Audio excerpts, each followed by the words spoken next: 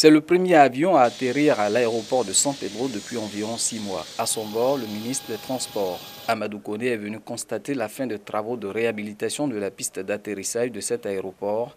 Sa dégradation très avancée avait entraîné la fermeture de l'aéroport de San Pedro depuis septembre 2017. Ces travaux ont consisté à traiter définitivement en profondeur toutes les difficultés qui sont liées au sol ici, qui est un sol marécageux, qui faisait que la piste était constamment dégradée. Il y a eu des travaux de soubassement extrêmement importants, c'était des travaux très lourds. Ces travaux sont désormais achevés, les travaux lourds sont achevés. La Sodexam a autorisé le démarrage des vols. Ces travaux ont coûté plus de 14 milliards de francs CFA à l'État, un investissement nécessaire au renforcement et au prolongement de la piste d'atterrissage qui passe de 1900 à 2100 mètres de longueur.